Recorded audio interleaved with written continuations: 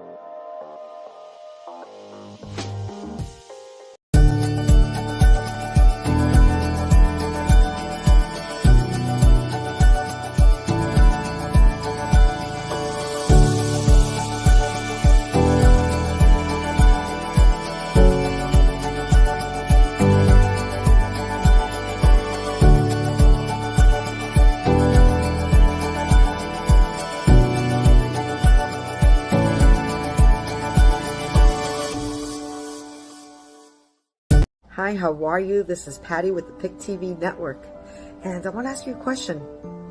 Do you believe in miracles? I do. And guess what? So does Project Smiles. We have created so many miracles last year and continue to create miracles as the season comes around with the holidays. We are asking you to please give a gift from the heart, only from the heart, and pay it forward with a miracle. I do want to share a testimony of my miracle. I received a car. It was a gift. It was a great gift. It was so well received. And my friend, it wasn't a family member, it was a friend who was so generous that gave it to me. She represents gratitude. She's a person of gratitude, and she reminds me to be grateful. She sees the good in paying it forward, and she also is always giving straight from her heart. So again, I just want to share that miracles happen every day, and you could be a part of that. You could not only be a receiver of a miracle like me, but also be a giver of a miracle as well as me. Here at the PIC TV Network, we're all about love and compassion and helping each other rise up. So again, Project Smiles for the PIC TV Network.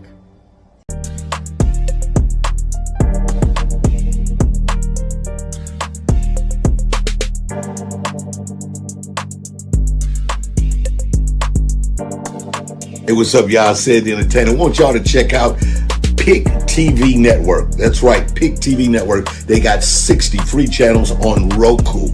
This is dope. They also started the brand new Coaching World channel at $9.89. So, if you are a content provider, you are a young business with an opportunity to build a platform where you can have your own show, do some programming, check out PIC TV Network on Roku. They got over 60 free channels for you to check out and also grow a business. Go and see them now. See the content. See what they have to do. Learn something. Check them out. All right? PIC TV Network. That's what I'm talking about. Holla.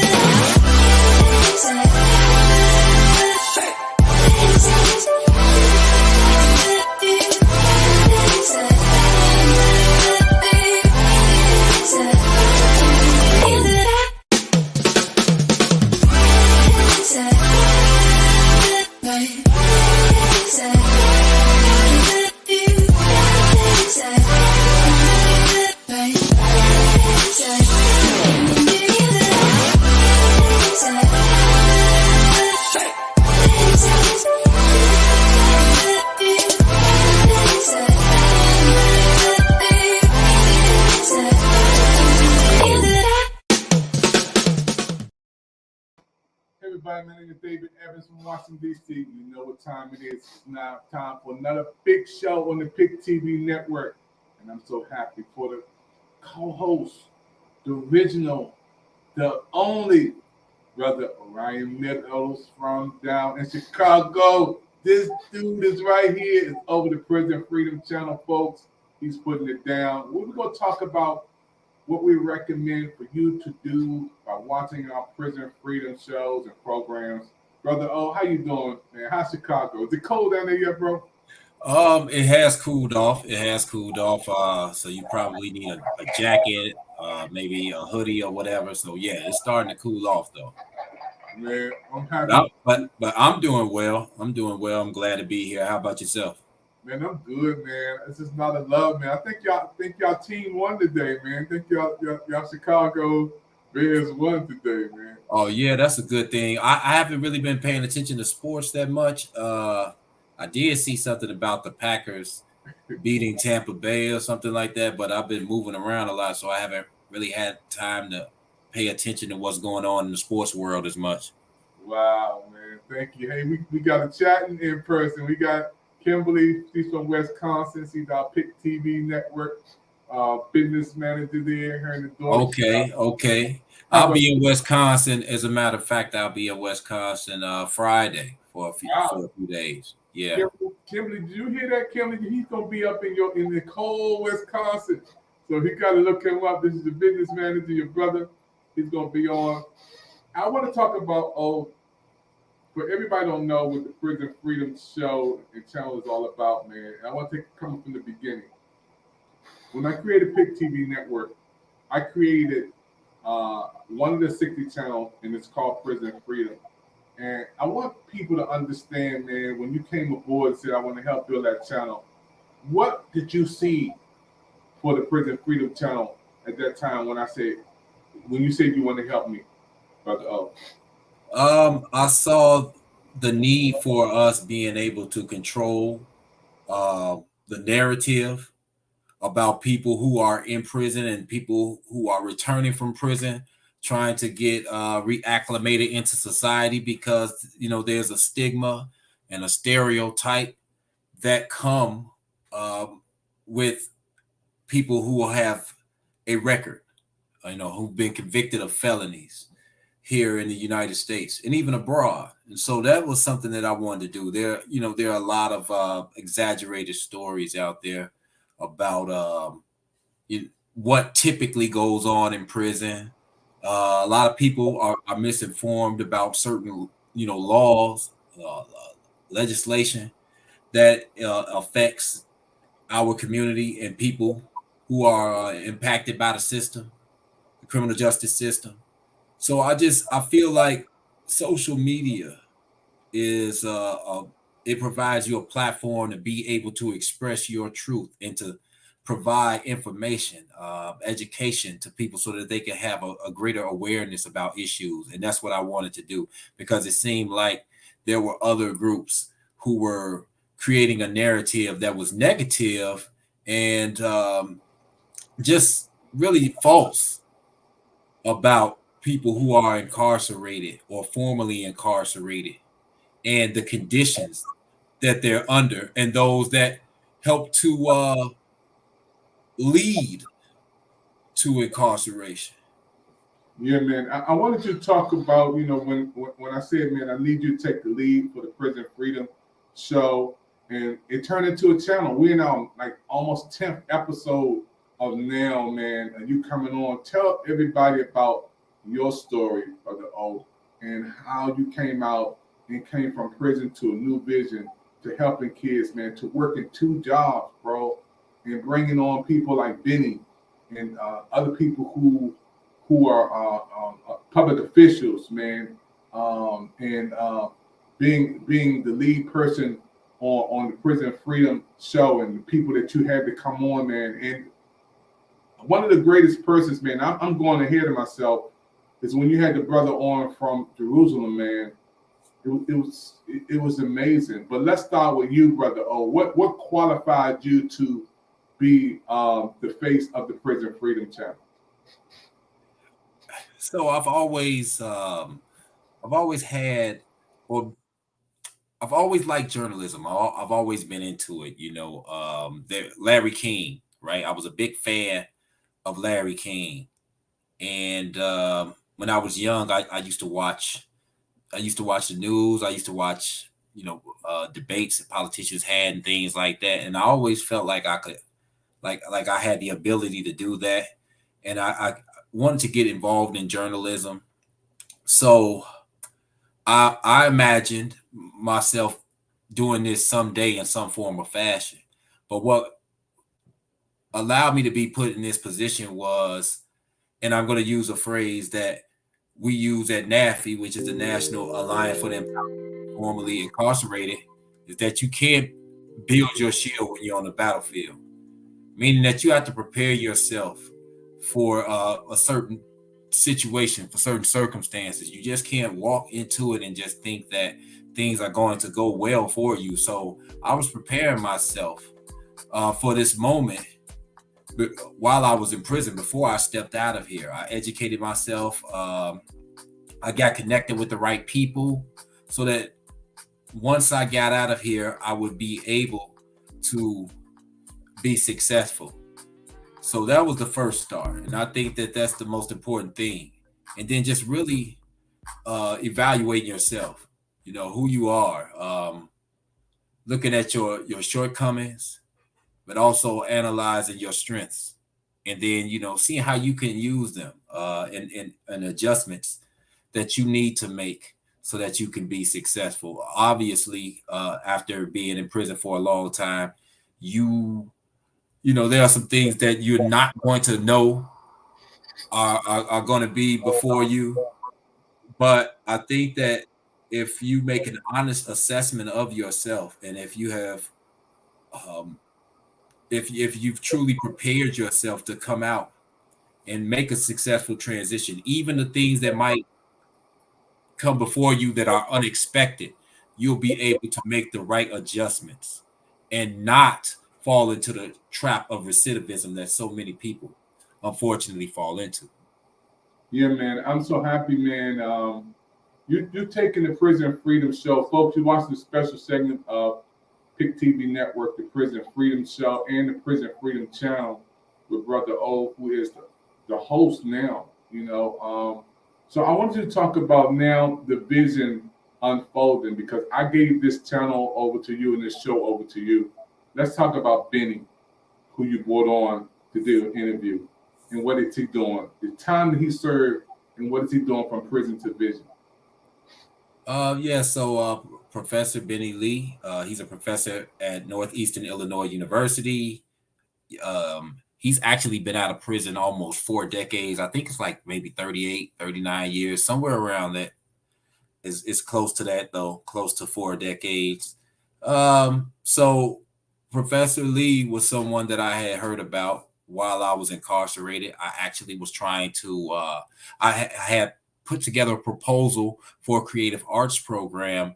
And one of the prisoners that I was trying to recruit to become part of the creative arts program told me about Professor Lee. And then shortly after that, one of my college professors in prison, after having a discussion with him, he had mentioned Professor Lee, and he told me that since I was getting out shortly, that might be someone that I would consider connecting with. And so I took that as a sign, 2 people like within maybe a 2-month period talking about someone out here that was doing something successful, and they thought highly enough of me to think that that's a person that I should align myself with. So when I got out, I pursued him, and that's to make a long story short, I found some people that knew him, and I was able to make that connection. And so since then, we've talked, we've worked together. I'm a member. I'm the creative arts coordinator of his organization, NAFI, the National Alliance for the Empowerment of the Formerly Incarcerated, and we have a reentry circle. And you've actually been our guest there one time, Dr. Evans. So I've been working with that organization. And also, I'm with the Institute for Nonviolence Chicago, where Professor Lee has been there maybe like 6 years. And what we do is we train people on the Dr. Martin Luther King Jr.'s philosophy of nonviolence, which the core of it consists of the beloved community model and 6 steps and 6 principles of nonviolence. And so Professor Lee and I, that's what we do. We instruct people, we train people on the philosophy of nonviolence that Dr. Martin Luther King embraced, and he instructed other people in, to try to help people be able to live a less stressful life, and a life with not as much tension and disorder. And we believe that doing that also would contribute to the problem, contribute to trying to resolve the problem, the issue that we have right now in the United States with mass incarceration. Because if you can get people to embrace and adopt these principles of nonviolence, then you would be able to lower the number of people who will be incarcerated, because they'll be living a peaceful and just life. So that's what we've been doing right now, work with returning citizens, and also, teaching people about these principles that we need so much in our communities today. Yeah.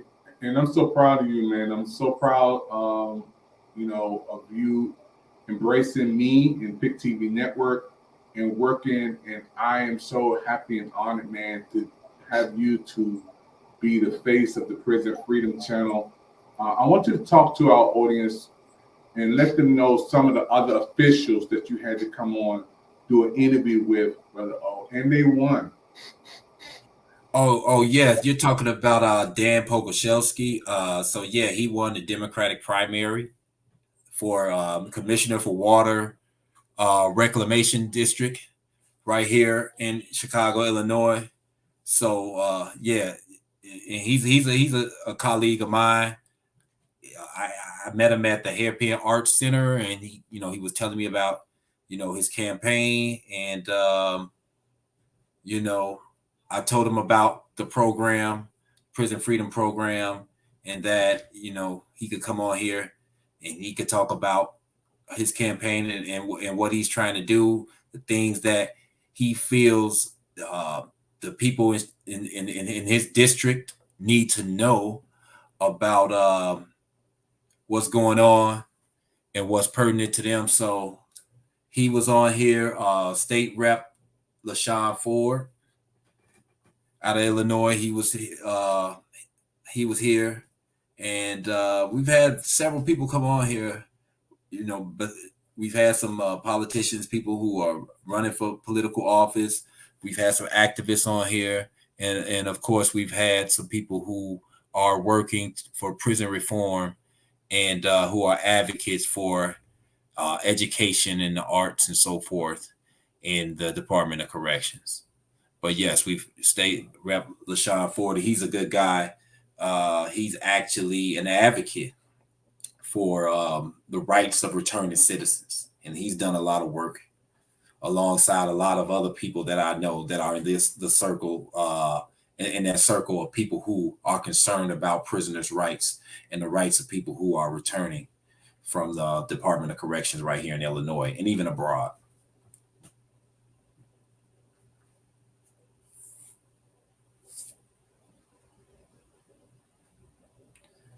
We can't hear you, Dr. Evans. Oh, the Prison Freedom Channel is not only about people coming out of prison with a new vision, but it's also about people who are out of prison making a difference, such as you had several politicians to come on, and they won. You interview them right here on this channel, and also in Hello America. You also partner and co-hosted me with shows there. I want to talk about a couple of people that I know, and it's in my mind right now. The brother who came on from Jerusalem, who was on. Many people respond saying that brother's testimony touched my life. Can you talk about him in the interview you had with him on the Prison Freedom Channel? Yes. So I actually met him, Imad. I met him at the reentry circle for NAFI one Saturday morning, and I was just, he was there, and then there was another author that was there, and I was telling him about the Prison Freedom program that we have right here on the PIC TV network, and how I'm an author. That's basically how you and I we met, because I was talking about my book and my poetry. That's how we began our relationship, and I was telling him about my publications, the Prison Freedom Show. He gave me his information, told me about his book, and it had been a while. I hadn't contacted him immediately, but I remembered him, and so I reached out to him. He responded, and I told him about the show, and he was excited about coming on, and he wanted to tell his testimony. So I'm glad that, that his story resonated with the people out there. That's because that's what we want to do. We want to inform people. We want to make them aware, and we want to inspire people. So if we can have people come on here who have either been impacted by the criminal justice system by being incarcerated themselves, or just people who they feel that they need to do something about mass incarceration, and they feel like they need to help people who are in the prisons and who are coming home. If we can inspire people by having and motivate people by having these people come on the show and tell their stories and talk about the things that they're doing, then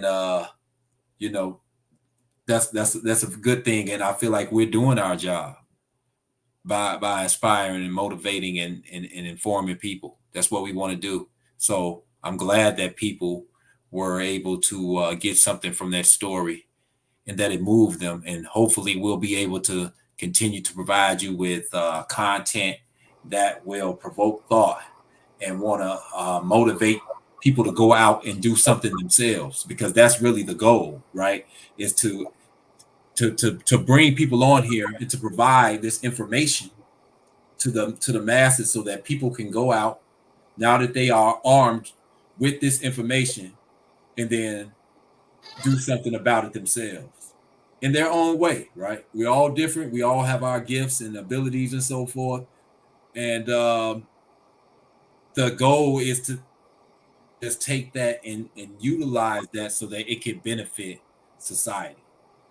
Wow. Hey, everybody, watch the Prison Freedom show with our host and our person who the face of the Prison Freedom Channel, Ron Meadows from Chicago, Illinois. My name is David Evans from Washington, D.C. Everybody's watching right now. We're going to take a commercial break and come back and talk to Brother Olson more about what's coming new on the PIC TV network. And you can chat in, you get with this conversation today, folks. And we're happy and excited for everybody watching this special presentation of the Prison Freedom Show with Brother O, Dr. Evans, Washington, D.C. We'll be right back right after this.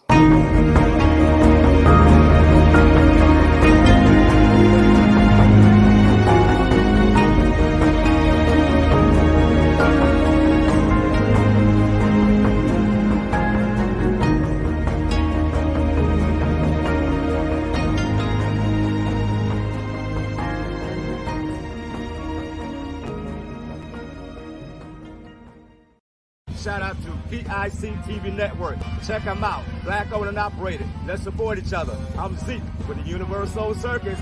I'll be tuning in. Shout out to PIC TV Network. Check them out. Black owned and operated. Let's support each other. I'm Zeke with the Universal Circus. I'll be tuning in. A lot of people ask me all the time, how did PIC TV Network get started? Well, I want to tell you, it was because of Brenda Ann Evans, my sister.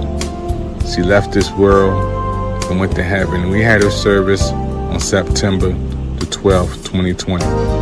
But another blessing was born through PIC TV Network. And we're so happy again for her story that will always be told. We remember the wonderful smiles, her laughter, her kind heart. The PIC TV Network is dedicated to Brenda. It was birthed because of Brenda. The fire and zeal is Brenda. The light will shine because of my sister Brenda. So when you see the channels and programs on PIC TV Network, always remember how it got started. It started because of Brenda, my sister that I love forever. Gone but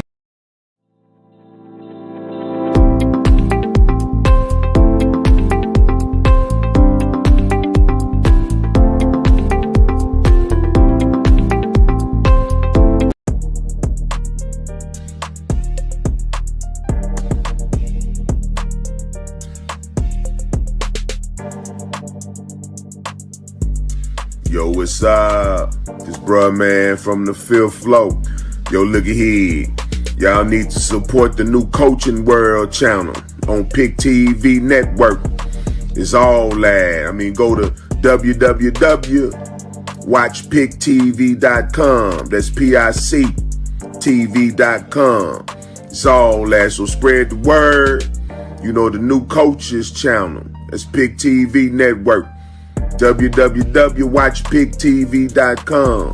You know, my dude, man, David Edwards is the president, all right, of the PIC TV Network. So let's support him. You know, PIC TV, all coaches need to be off up on this here channel. I mean, it's like money in the bank. Matter of fact, it's like Serb sandwiches in the bank. All the Serb sandwiches that you can eat. Watching PICTV.com for the coaches. Peace.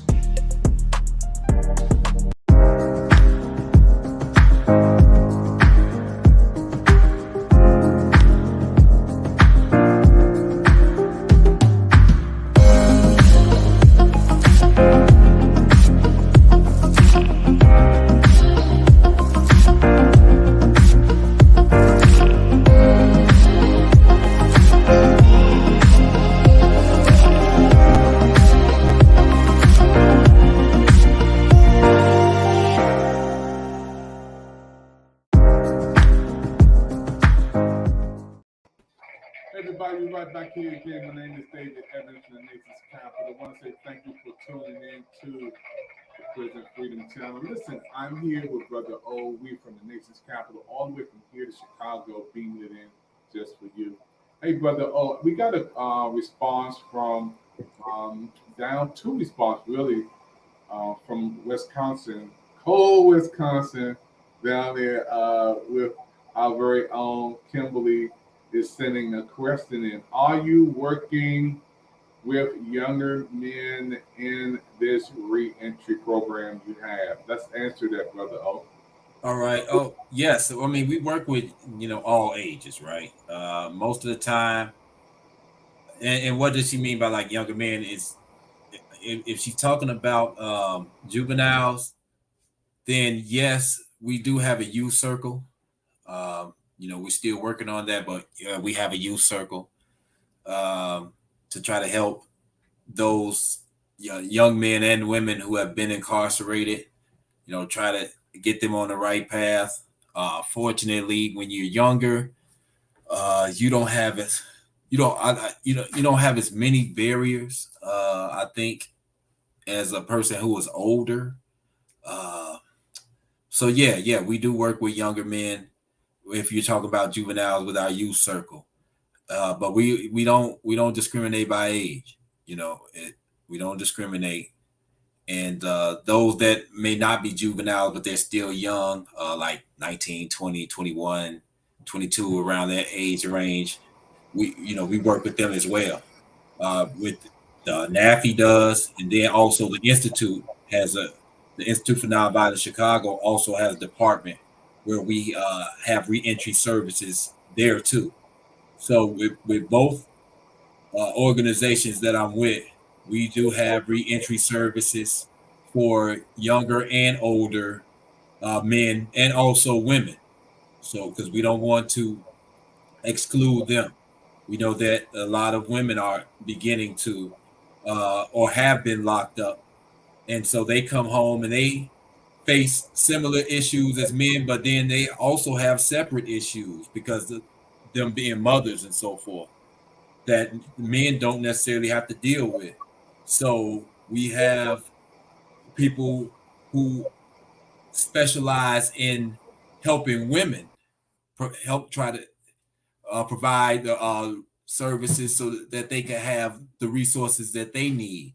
And if we don't do it directly, there are other organizations that we work with, that we network with, that we can direct them towards to help facilitate the things that they need if we're not able to do it ourselves.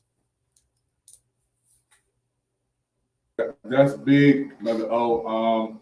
I think we doing something to connect with our audience, you know, along with you and coming on talking. And I see, you know, our person of the week, you know, commenting and also asking questions. This is what we want to do.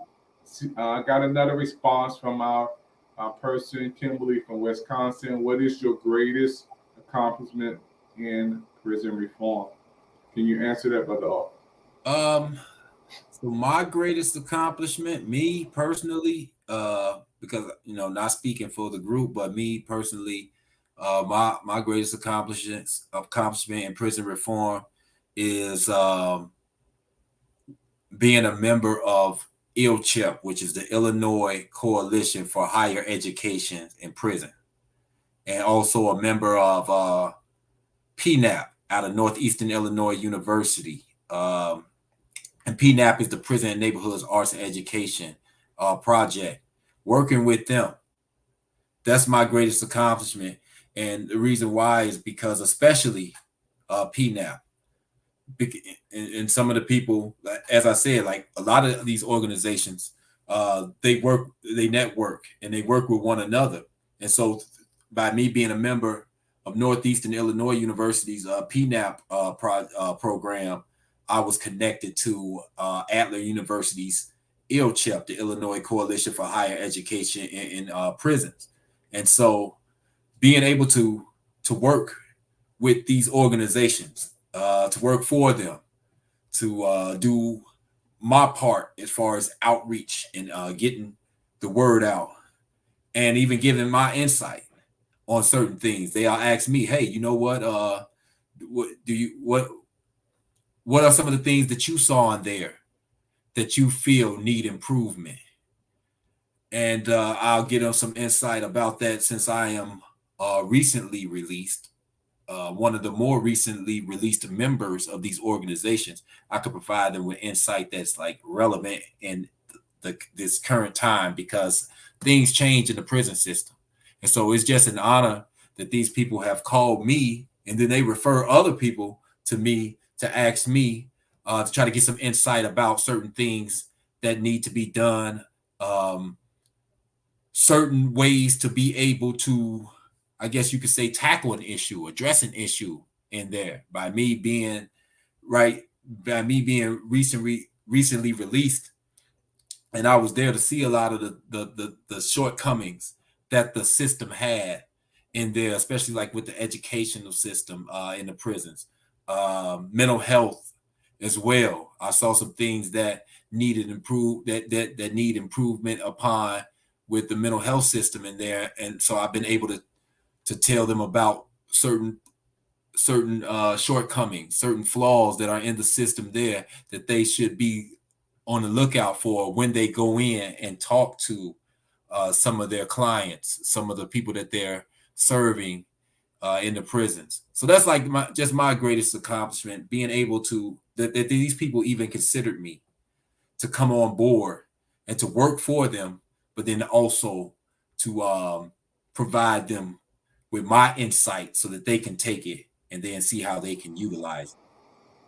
That's major. You know, I'm going to thank you, you know, Brother O, for just being a person of care to give back, coming out of prison, being in for 24 years, coming out from prison to a vision to give back to society, to help people, man, to bring people on, to build this television network, man, and channels and shows and programs.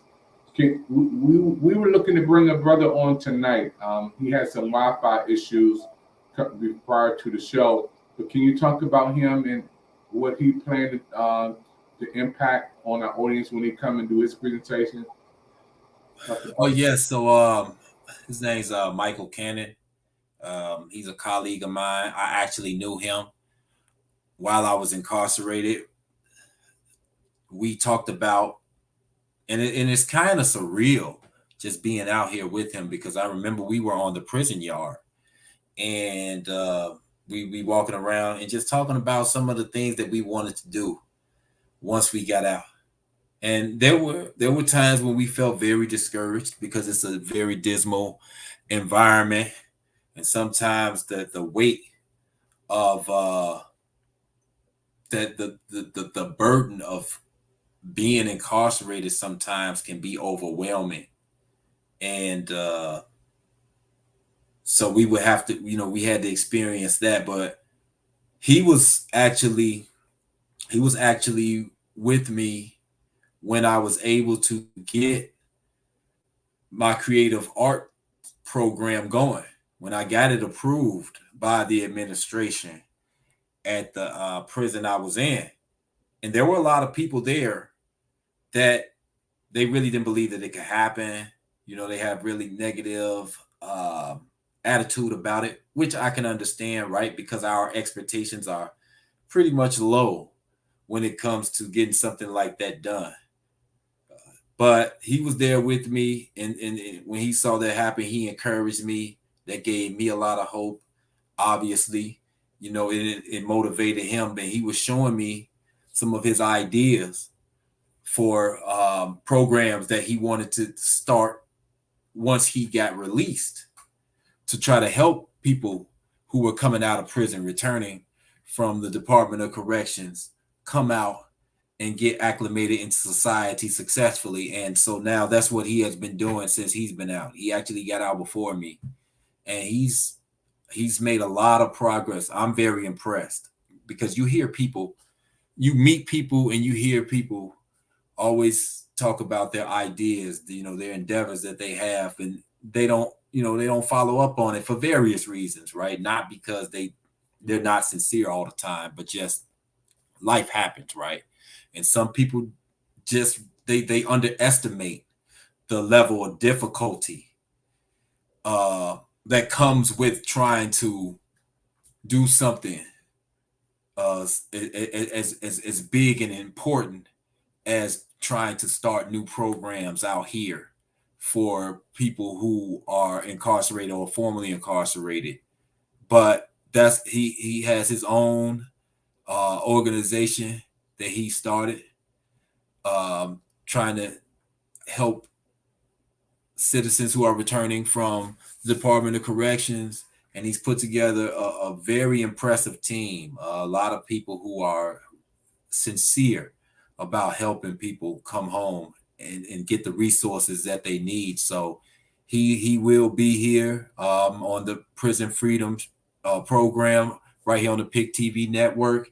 It's just a matter of time. He was supposed to come today, but he had some Wi-Fi issues, and we didn't want him to start, and then the issues started back again, and then we wouldn't be able to get all of the information from him that our audience needs. And we didn't want to cheat him, nor did we want to cheat our audience by having him come on, and then he had issues, and we wouldn't be able to get everything that he's trying to convey. So, but Michael Cannon is his name. Very positive-minded brother, very motivated, and he's determined. And I'm just glad to be a colleague of his, and that he actually called me and to help him with one of his fundraisers that will be going on October 22nd is the scheduled date for the fundraiser that he's going to have. Wow. Yeah, I'm also just excited. Thank you, Kimberly, again. You're living proof that anyone can redeem their life when they are ready to. Amazing. You're watching the Prison Freedom Show here live from Washington, D.C., all the way down to Chicago. With Brother O, he's out Pick TV Network manager. He's a host. He's also been on Hello America, helping me to build channels on Pick TV Network, folks. This is big. Brother let's talk about how important it is, because my godson, Raymond Carter Jr., he's still in there. You talk to him. He's in the correction facility. He's been there for over 25 years now going on. We're praying that he will come home soon. And we're working on another person you'll be meeting hopefully this week. A young lady's trying to help another brother to come out who's been in almost 40 years of life in prison. He's trying to get him to come out. But how important it is over the holidays to get a card, to get a phone call, for Thanksgiving and, Christmas and Easter and then birthdays and, special holidays rolling around. You know the feeling, man. Tell the whole world how important it is to get something like that, to hear something like that from the family. Yeah, the holidays. The holidays are a time when people get together with their families and their loved ones, their friends. And so when you're in there, it's a community in there. Sometimes it's rough in there, but you'd be surprised at the kind gestures though that people make in prison. Like, so sometimes it could be a place where there's a lot of frustration, anger, and tension, and unfortunately you have some violent incidents occur. But I've also I've felt a lot of love in the prison system from guys, because what happens is you form like a rapport, and a very strong rapport and bond with guys in there, because they realize that at times that's all that we're all that we have, but it's important because during these moments, these days, these holidays, people think about their family members that sometimes are no longer even here. And then there are those that their family members are on the other side, but they can't be with them. And I remember when I would just get random cards from people that I didn't even know. Like there would be outreach, there would be prison outreach from churches, and they would send me cards and telling me that they love me and things like that. And that was good. That's encouraging to have people on the outside showing that they do care about you, and they don't necessarily have to know you, but the fact that they just care about people like you and your circumstances, and that they're not judging you, it means a lot.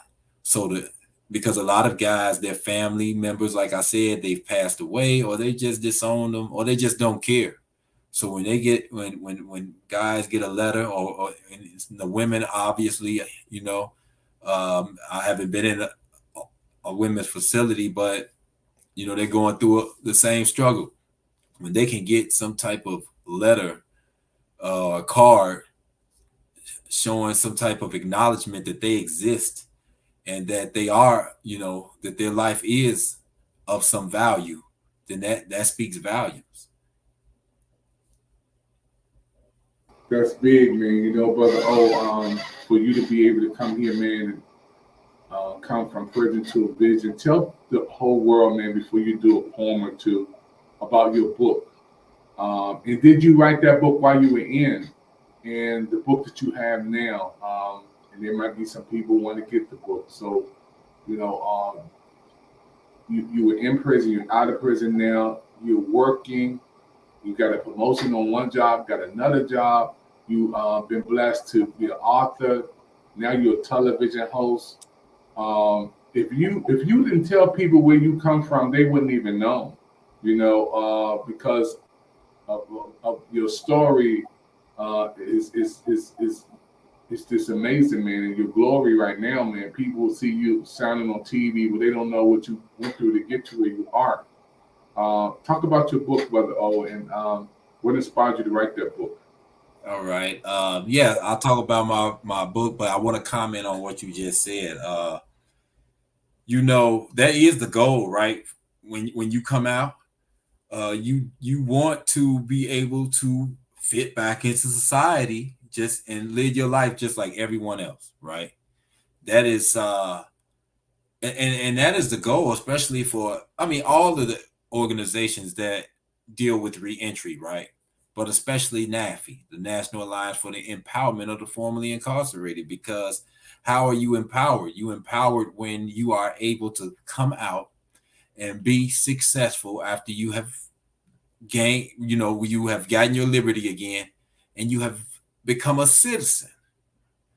And so that's the goal. You know, we want to be able to walk down the street and be just like anybody else. But also, regardless of, you know, the stigma and the stereotype that may come with a person being incarcerated, we want to show people what the face of reentry looks like.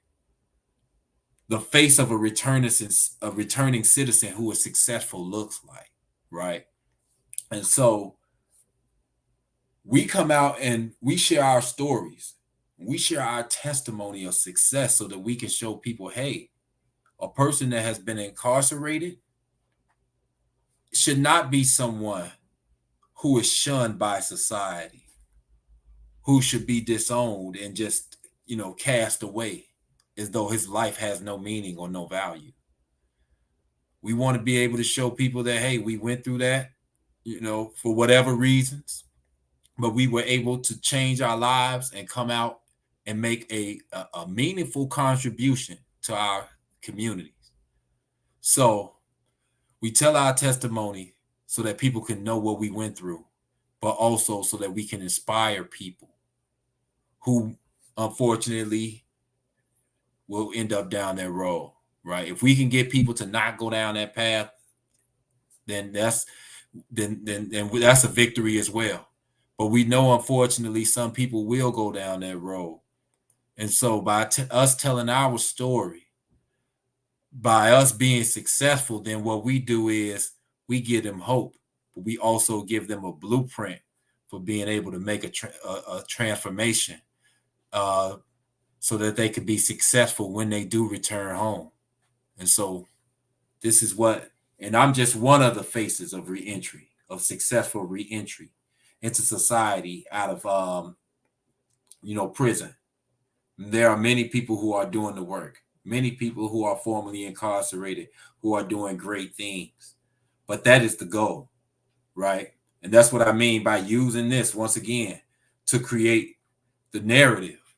We want to come out and show people, hey, this is what a formerly incarcerated person looks like. If I didn't tell you my story, you wouldn't know. But I'm here to tell you my story. I'm not hiding. I'm here to tell you my story so that you can know that people who go to prison sometimes make mistakes, but they are capable of changing their lives and making a very meaningful contribution to their communities, that they shouldn't just be shunned and cast away. Amazing. Nate, for you to come up, I got to just give you all the love, because what you've done for PIC TV Network, the Prison Freedom Channel, is amazing, man. We talk, we embrace, we've been on up to sometimes 11 o'clock, 12 o'clock, 1 o'clock, 2 o'clock doing shows. This is like the 10th episode, folks. You want to continue to watch the Prison Freedom shows, programs. You want to get in touch with Brother O, get his book. Brother O, did you tell about your book and how they can get the book? Yeah. So I could do that. Yeah. So this, and I have actually 3 publications that are my own, and I also contributed to another publication. And all of these were done while I was incarcerated. And going back to our saying, you can't build your shield when you're on the battlefield. I envisioned all of this. I wanted to tell my story. But one thing, and life is short and nothing is promised. So one of the things that I thought about was my legacy, right? If I were to die I thought to myself, well, if I would have passed away today, what would be my legacy, right? And so I thought, like, it would just be bad things. So I need to work on that. What I'm going to leave behind to posterity. And so I began working on my, on my poetry. I wanted to leave that behind, and it wasn't like really just for like recognition or fame or anything like that. But I wanted to create something that had a message, something that had substance, and that people could be able to get something from it. So that's why I began, and I wanted people I wanted to paint the picture of what a person incarcerated goes through, but not just what he goes through while he's in prison, but what even leads him up to that. The psyche that a person has that ends up going to prison, coming from the streets. What how it starts, what happens when you go through the process of being in prison, and sometimes even going to court, having that weight upon you, that burden upon you, not knowing what your future is going to be like, right? But then the realization that one comes to, or should come to, after sitting down for a while and thinking about your life, the decisions, the choices that you make that end up putting you under those circumstances. So that was really my motivation for my publications when I began. And so Inside the Box, as you can see, this is the only one that I have with me right now, but I have 3 publications. But this is as Inside the Box, and as you can see, you got a brain and you have a chains, around them, and it just talks about my experience in there, and I'm very proud of it. It's one of my, my greatest accomplishments so far, and I aspire to accomplish much more. But yeah, I'm very proud of the work. And let me see. I have a poem called Blood and Ink, and I'll recite that poem. Give me a moment. Here it is. I want the ink that drips from my pen to be like blood, the blood of a martyr. For martyrs spark revolution. Revolution means change. I want to help change the perception of the millions of my brethren in chains. Show the world the humanity existing within us all. If I could write the story of my life in blood, I'd write it in an old forgotten tongue like Aramaic. Not on papyrus, but on blue lines of white loose leaf sheets. All the words past the margin. All the words past the margin. All the words past the margin. To emblemize the boundlessness of the life force vibrating at the very core of the cosmos, emanating in our hearts is the fiery spark impelling us towards the attainment of spiritual truth and liberty actualized in space-time, when the mind becomes the participant with the divine in the creative act. For there's life in the word, just like there's life in the blood. For the blood speaks volumes. Yes, the blood speaks volumes, like Abel's, who was wrongfully slain by his brother Cain, that it shook the throne of heaven from the ground and cried so aloud in pain. And I want the words transcribed with the very ink of my pen to do the same. I want the ink that drips from my pen to be like blood, the blood of a martyr. For martyrs spark revolution. Revolution means change. And Lord knows that change is what these brothers need, locked up behind these walls and shackled up by these chains.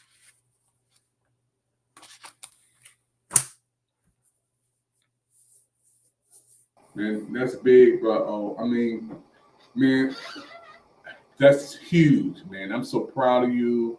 Chicago is represented in a big way for you to be a Pick TV Network TV host, you know, business manager, author, worker, helping people, man, changing people's lives.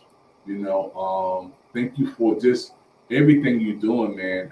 I just cannot wait until, you know, some more people come on that you're going to bring on here. I know you were at a big picnic the other day. We were talking at a big event. You're working at a new location, man. It's there's so much going on. Talk a little bit more before we close about the Saturday event that you guys have every Saturday that you invited me to, man. It was about maybe 12 or 15 or 20 people on that that session. Can you talk about that? Oh yeah, so every Saturday at 11 a.m. Eastern time, but 10 a.m. Central time, NAFI has a reentry circle. Sometimes, well, it's both virtual and in person. Because of the pandemic, it has changed the way that a lot of people live their lives.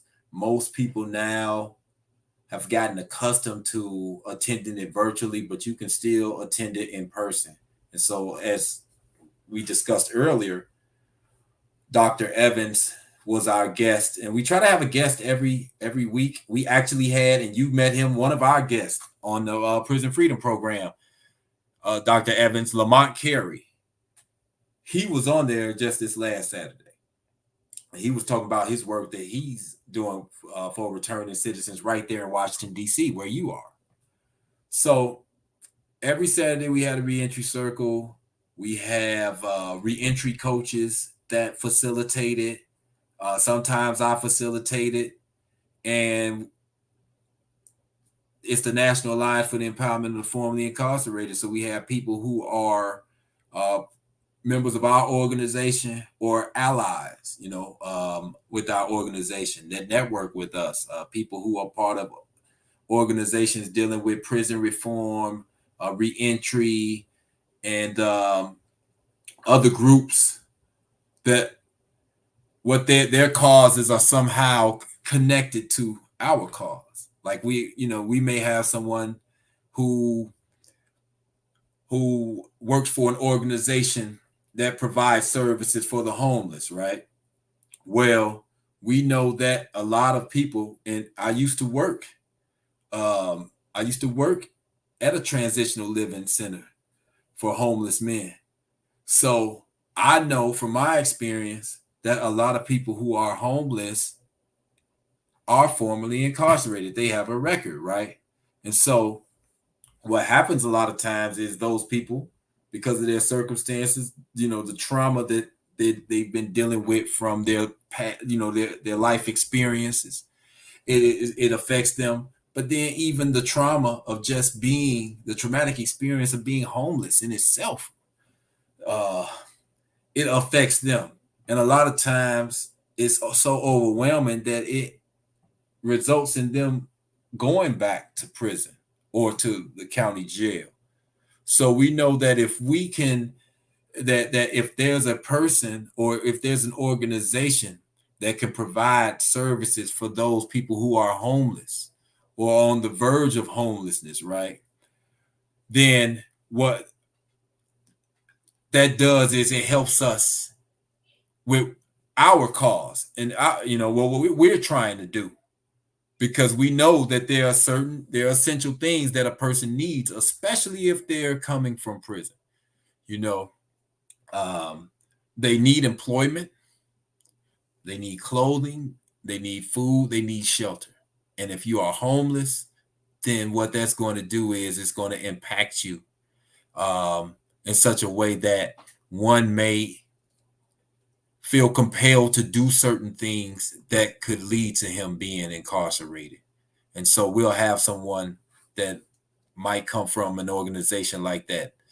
We may have somebody who has a job training program come on, talk about the resources that they have, because we know that a person needs a job, but not just any job, right? He needs a job that will allow him to be able to earn a wage that can help him actually be able to support himself and not just get by. I mean, they may start off with a job where they can just get by, day to day or whatever. But we know that that they need to earn a wage that will be able to sustain them, and then hopefully be able to build upon that so that they can move up and that they can prosper in life. And so we'll have people on there that have job training programs where they're able to acquire a skill or trade and things like that. So those are just two examples of our reentry circle and some of the people who will come on as guests or people who frequent it all the time, because reentry is an issue that they are sincerely concerned about.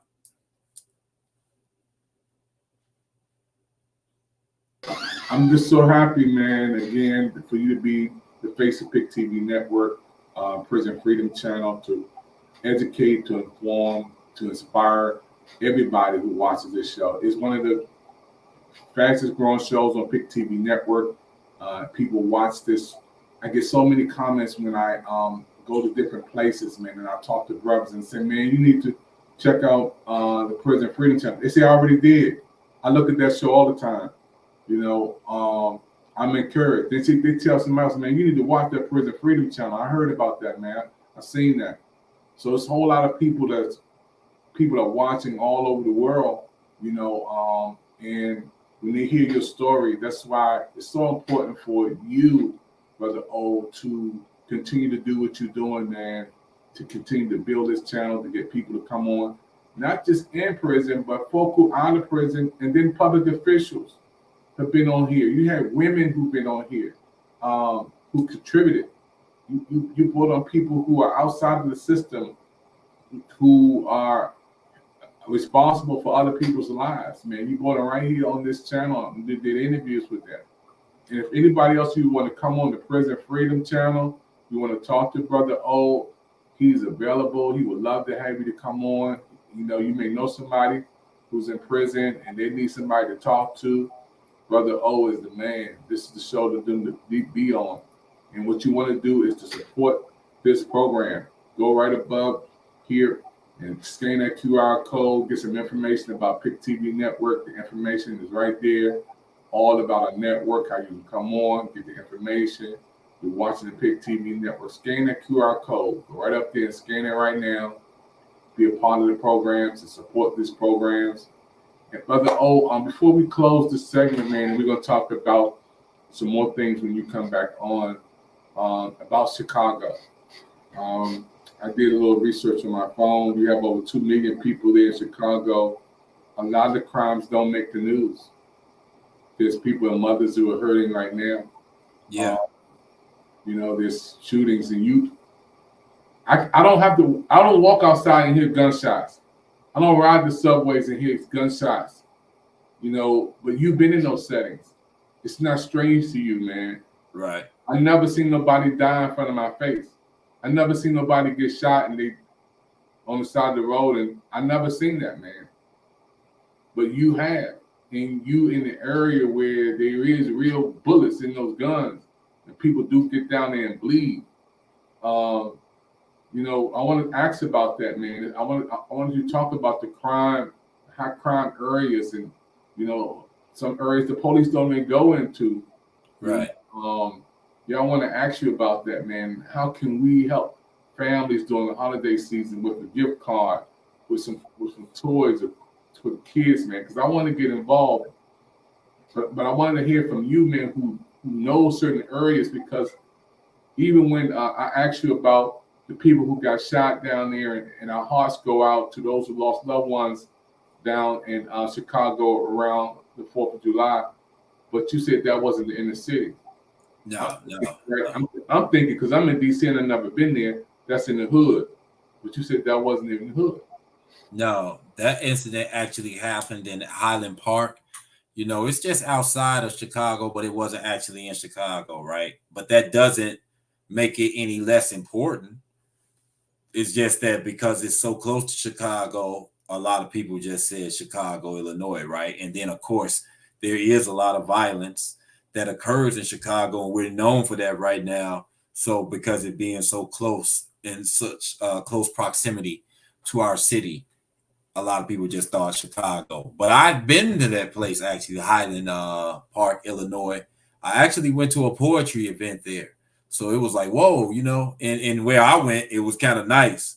So just to see something like that occur there, it was surprising. But yeah, I take public transportation a lot, so I see a lot of things going on the subway. You know, a lot of violent incidents occur.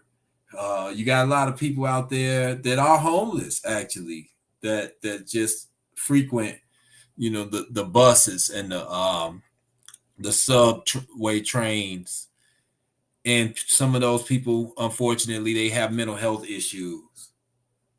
Someone just was murdered not that long ago from where I live last week. A person that does similar work that I do.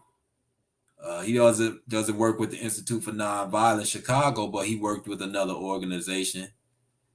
He was murdered, and we've had a few people who have died, who have been victims of crimes, violent crimes. Either they have, you know, they've lost their life, or they've been, you know, they've been victims of robberies and things like that. So when we're out here doing the work that we're doing, we're trying to help people come out of prison and have a successful transition, or even, you know, trying to help do outreach work and try to help people who are in the community who are part of that demographic that is affected by, you know, the violence and the crime.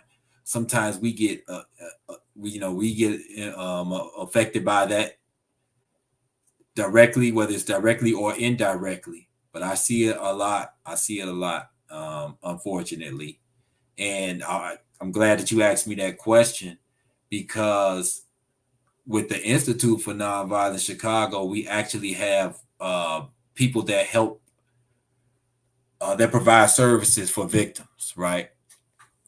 They'll go out and they'll talk to the people who have either been victims of a crime, or they had a family member who was a victim of a crime. Sometimes their family member might have even passed away, and so they go and they talk to them and they try to console them, and they reach out and try to do whatever they can. We have people who we have a case management department, and just a lot of things that we provide to try to help people in our communities that are in an environment that's hostile and violent. So I just wanted to talk about that, my experience in the work that I do, but also some of my colleagues. And there are people who are really, like, they're even closer to it than I am. You know, they have to deal with it all the time. There are some of my colleagues, some of my co-workers. Sometimes I'm talking to them and they're like, "Hey, I just got this phone call and such and such person got shot." There are times that some of those people, they're always on being called, like late at night. Like, there's probably somebody right now that works for the Institute for Nonviolence Chicago who's gotten a call, whether it's a domestic violence call, somebody is in a hospital, you know, was shot in critical condition or whatever, or they may have to go and a woman's husband or her child's father may have been involved in a violent incident, and you know, one of our employees will have to go and, you know, talk to them, try to help them, console them, and see what's going on, what they need. So, and we always, unfortunately, we having vigils and memorials for people who have, fallen victim to some of these atrocious incidents. So, that's just the life right now, unfortunately, that a lot of us have to deal with. But there is hope. There is hope. I can say this, that in the Austin community, just based on some of the numbers that I've seen, our the shootings, I believe, are like, and I hope that I'm accurate with exactly what I'm saying, but it's something like our shootings are like the numbers haven't been this low in like almost 8 years, from what I hear. So the people that are doing the work, it is effective. They are helping people. We're seeing some good results, which give us hope, make us optimistic. And also, we just went to Selma and Birmingham and Montgomery, Alabama. We took some of our participants with us down there to get them out of the city, so they wouldn't be, take them out of that environment where there's all that stress, all that tension, and allow them to have a vacation and go to a place outside of that environment. Some of them may have never left Chicago or never left the state. And so we take them to places like we did when we took them to Alabama last month, and they get a trip and get to taken out of their environment so they can enjoy themselves, they can relax, but also they were able to learn about their history. We went to the Edmund Pettus Bridge and allowed them to have that experience, and that's a good thing. And they came back and talking about their experience and how fulfilling it was. And so we're going up to Wisconsin Friday to a nonviolence retreat. Same thing, take them out of the environment where they can be able to relax, but also be educated, learn a little bit about their history, the principles, and become immersed in that, and so forth. And so by us knowing that we are able to do that for our clients, our participants, that gives them hope, but that also gives us hope and make us optimistic about what we're doing, that we are making a difference, that we are having an impact, and we see it. We see the results. And so hopefully we can keep building upon that. Yeah, that's big. When I see you doing this great work like this, man, I'm excited, and you guys go on these retreats, you bring a different flavor to that city, man, to that environment, man. And it also helps not only you, but everybody else there. And this is why we got the Prison Freedom Channel on the PIC TV network, so work and see the wonderful things you're doing and helping folks, man, to come out of a situation from prison to a new vision, to a new start in life.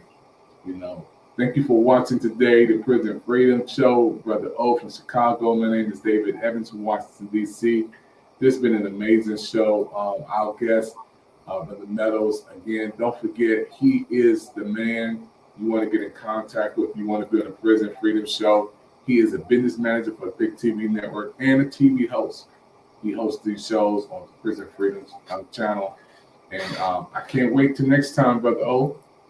Thank you for your time, man. We love you, and God bless you, and thank you for just giving back to help somebody else. Well, thank you for giving me this opportunity. Thank you. See you next time on the Prison Freedom Channel with Brother O. Yeah.